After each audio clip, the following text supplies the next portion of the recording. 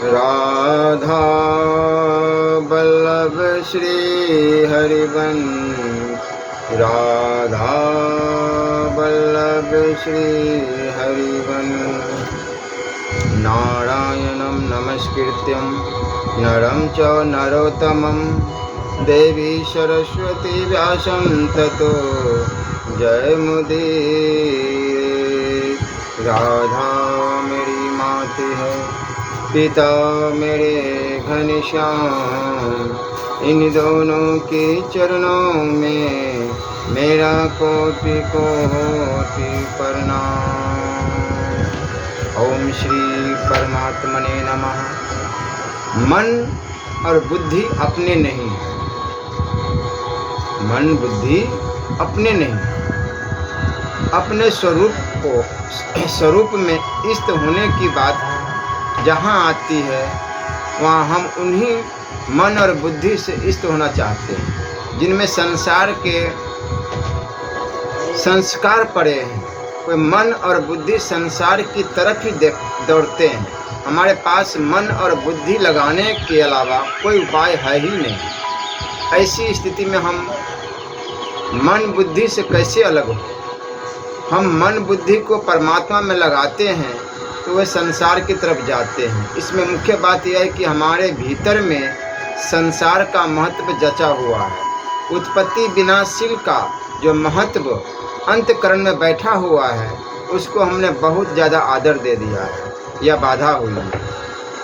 इस बाधा को विचार के द्वारा निकाल दो तो यह ज्ञान योग हो जाएगा। इससे पिंड छुड़ाने के लिए भगवान की शरण लेकर पुकारो तो यह भक्ति योग हो जाएगा। जितनी वस्तु अपने पास है उसको व्यक्तिगत न मानकर दूसरों की सेवा में लगाओ और कर्तव्य कर्म करो तो अपने लिए न करके केवल दूसरों के हित के लिए करो तो यह कर्म योग हो जाएगा। इन तीनों में जो आपको सुगम दिखे वह शुरू कर दो। वस्तुओं की व्यक्तियों की सेवा में लगाओ, समाधि भी सेवा में लगा दो, अपने शरीर को मन को बुद्धि को सेवा में लगा दो। केवल दूसरों को सुख पहुंचाना है और स्वयं बिल्कुल अचाह होना है। जड़ की कोई भी चाह रखोगे तो बंधन रहेगा, इसमें किंचन मात्र भी संदेह नहीं है। यह बात खास जच जानी चाहिए कि संसार की कोई भी चाह रखोगे तो दुख से बंधन से कभी बच नहीं सकते, क्योंकि दूसरों की चाहना रखोगे, दूसरों से सुख चाहोगे तो पराधीन होना ही पड़ेगा। और पराधीन सपने हूँ सुख नाही, कुछ भी चाह मत रखो तो दुख मिट जाएगा। बुद्धि संसार में जाती है तो उसको जाने दो। बुद्धि आपकी है कि आप बुद्धि के हो, स्वयं विचार करो। सुन करके नहीं, आपको बुद्धि संसार में जाती है तो आप बुद्धि में अपनापन मत रखो। बुद्धि तो आपको आपकी वृत्ति है, उसको चाहे जहाँ लगा सको लगा लो।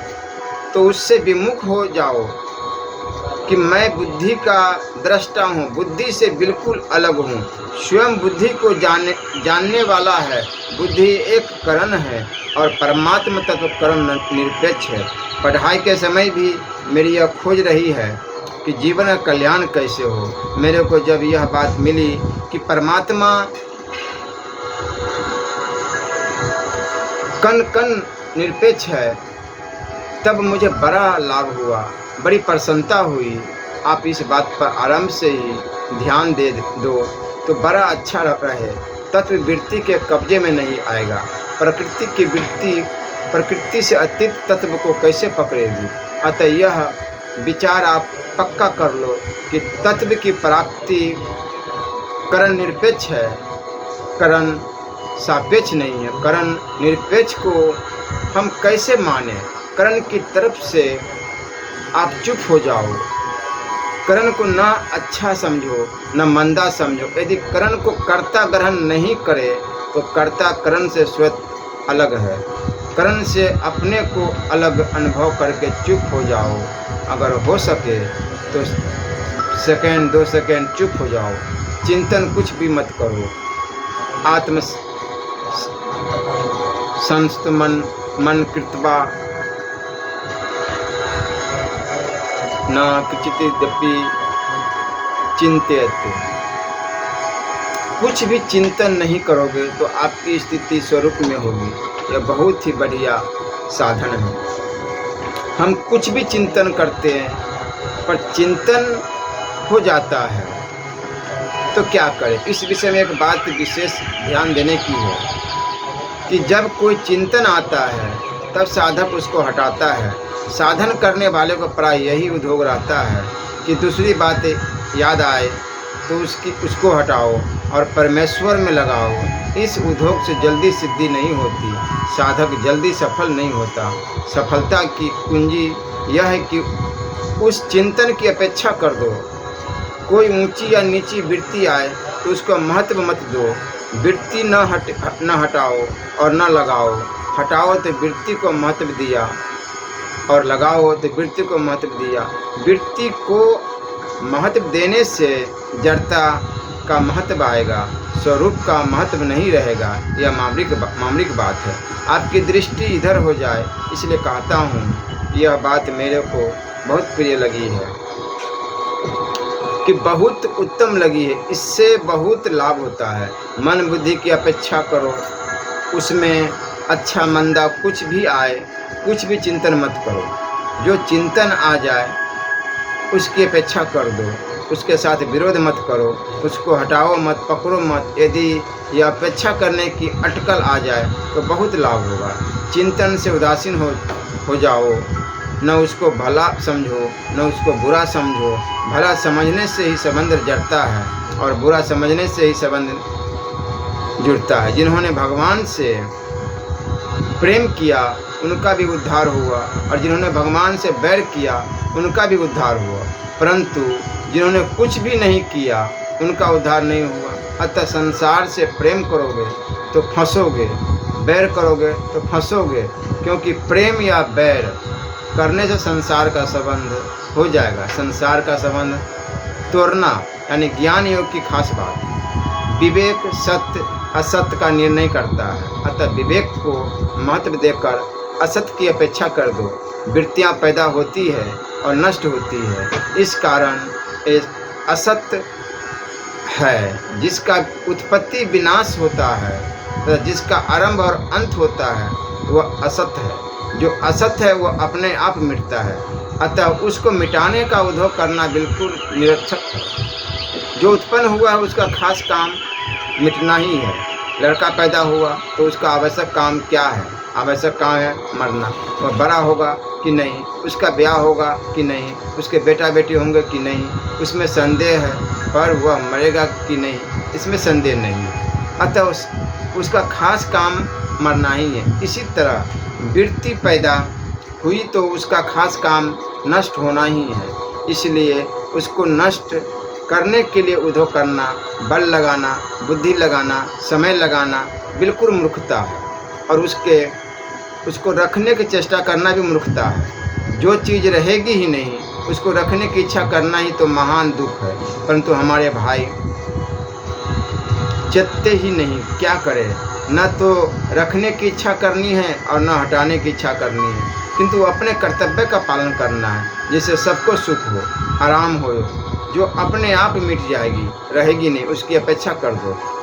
देखो निरपक्ष होई तमाशा, यह बहुत लाभ की चीज़ है। अतः बुद्धि से तटस्थ हो जाओ कि हमें मतलब नहीं, इससे तटस्थ हुआ नहीं जाता, ऐसा मत मानो। अभी ऐसा दिखता है कि इससे हम अलग नहीं हो सकते, पर ऐसी बात है नहीं। इसके लिए युक्ति बताई है कि आप बुद्धि के हो या बुद्धि आपकी है। यह मामूली बात नहीं है। बुद्धि बहुत ही काम की बात है।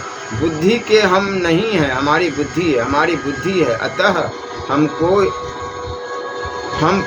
काम में ले या न ले, परंतु हम बुद्धि के होते तो मुश्किल हो जाती। वृत्ति की अपेक्षा करो तो आपकी स्वरूप में इस सिद्ध है, परंतु वृत्ति का निरोध करने में बहुत अभ्यास करना पड़ेगा। वृत्ति की अपेक्षा में कोई अभ्यास नहीं है। योग क्या है?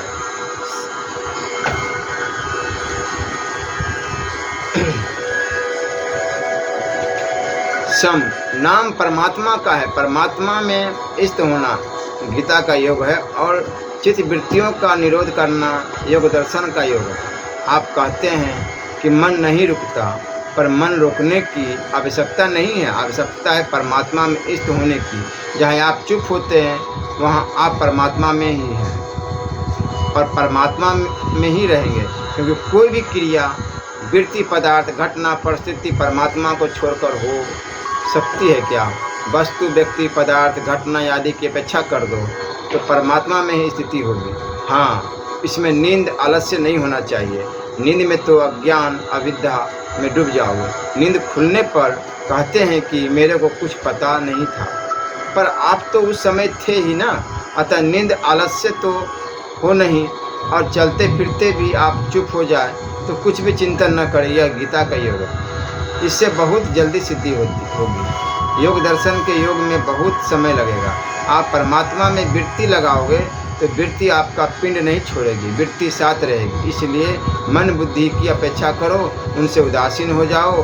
अभी लाभ मत देखो कि हुआ तो कुछ नहीं, आप इसकी अपेक्षा कर दो। दवाई का सेवन करो तो वह गुण करेगी ही।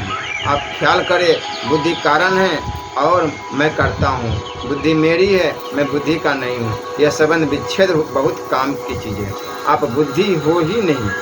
कुत्ता चिंतन करता है तो आप पर क्या असर पड़ता है? कुत्ते की बुद्धि के साथ अपना जैसा संबंध है वैसा ही अपनी बुद्धि के साथ संबंध है। आपकी आत्मा सर्वव्यापी है तो कुत्ते में भी आपकी आत्मा है। फिर आप कुत्ते के मन बुद्धि की चिंता क्यों नहीं करते कि कुत्ते ने मन बुद्धि को अपना नहीं माना? तात्पर्य यह हुआ कि मन बुद्धि को अपना मानना ही गलती है। जो अलग होता है वो पहले से ही अलग होता है।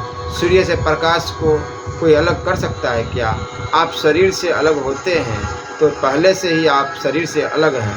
आप मुफ्त में ही अपने को शरीर के साथ मानते हैं। शरीर में आप नहीं हो और आप में शरीर नहीं है। खुद जड़ता में बैठ गए तो अहंता हो गई, और जड़ता को अपनेपन में बैठा लिया तो ममता हो गई। अहंता ममता से रहित हुए तो शांति स्वतः सिद्ध है। निर्ममो निरंकारहं च शांति मदि गच्छन्ति।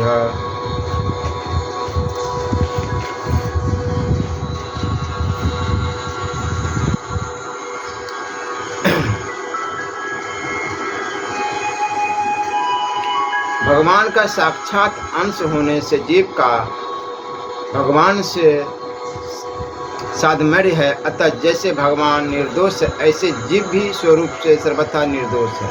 यह निर्दोषता अपने उद्योग से लाई हुई नहीं है, परंतु स्वतः सिद्ध और सहज है। ईश्वर अंश जीव अविनाशी चेतन अमल सहज सुख राशि।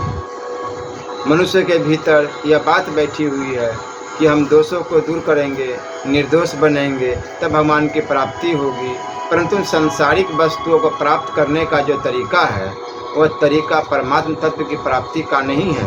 सांसारिक वस्तुओं की प्राप्ति तो अप्राप्त की प्राप्ति है, पर परमात्म तत्व की प्राप्ति नित्य प्राप्त की प्राप्ति है। स्वरूप स्वाभाविक निर्दोष तथा नित्य प्राप्त। अतः इस निर्दोषता को स्वीकार करना है, इसको बनाना नहीं है, और दोषों से उपरत होना है, उनको मिटाना नहीं है। तात्पर्य है कि अपने में निर्दोषता तो वास्तव में है और सदोषता मानी हुई है नहीं। अतः इस मान्यता का त्याग करना है। अगर दोषों को अपने में स्वीकार करके फिर उनको दूर करने का प्रयत्न करेंगे तो वे दूर नहीं होंगे, परंतु और ढूंढ हो जाएंगे। कारण कि दोषों को अपने में मानकर उनको सता देंगे तभी तो उनको मिटाने का उद्योग करेंगे। यह प्रत्येक साधक का अनुभव है कि साधन करने से पहले दोष जितने वेग से आता था उतने वेग से अब नहीं आता। जितनी देर ठहरता था उतनी देर अब नहीं ठहरता, और जितनी जल्दी आता था उतनी जल्दी अब नहीं आता। ऐसा फर्क अपने में देखकर साधक का उत्साह बढ़ना चाहिए कि वास्तव में दोष अपने में नहीं है। अगर ये अपने में होते तो ऐसा फर्क देखने में नहीं आता। तात्पर्य है कि दोषों में तो फर्क पड़ा पर अपने में कोई फर्क नहीं पड़ा। अतः दोष अपने से अलग है। काम, क्रोध, लोभ, मोह, मद, मत्सर आदि जितने भी दोष है सब असत्य है। और असत के संबंध में पैदा हुए हैं। जैसे नींद के संबंध में जागृत विस्मृति हो जाती है और स्वप्न देखने लगता है, ऐसे ही असत के संबंध से स्वतः सिद्ध निर्दोषता की विस्मृति हो जाती है और दोष दिखने लगते हैं। दोष स्वप्न की सृष्टि के समान दिखते तो है, पर वास्तव में इनकी स्वतंत्र सत्ता नहीं है। दोष आगंतुक है, पर निर्दोष स्वरूप आगंतुक नहीं है। यह सबका अनुभव है कि दोषों के आने पर भी हम रहते हैं और दोषों के चले जाने पर भी हम रहते हैं। दोष आते जाते हैं, पर हम आते जाते नहीं, प्रत्युत ज्यों के त्यों रहते हैं। हमें दोषों के आने जाने का भान होता है, तो इससे अपने में अस्थायी रूप से निर्दोषता सिद्ध होती है, कारण कि निर्दोष हुए बिना दोषों का भान नहीं होता।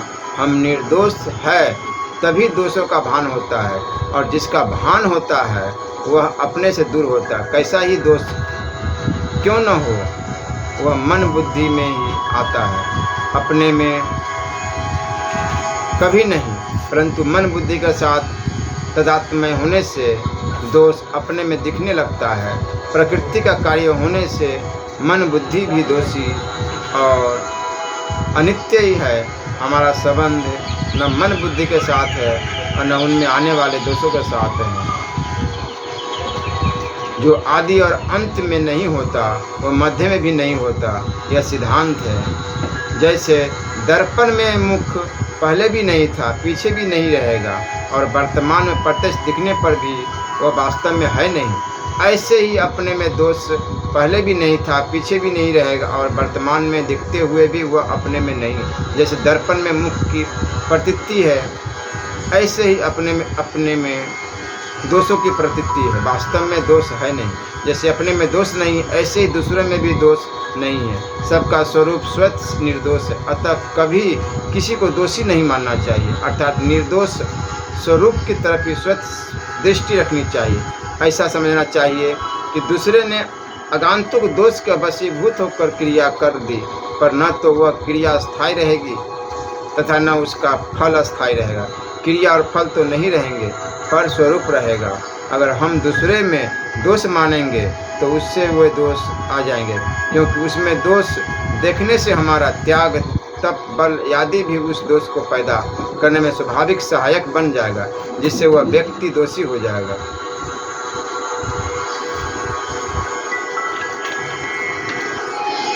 श्री राधा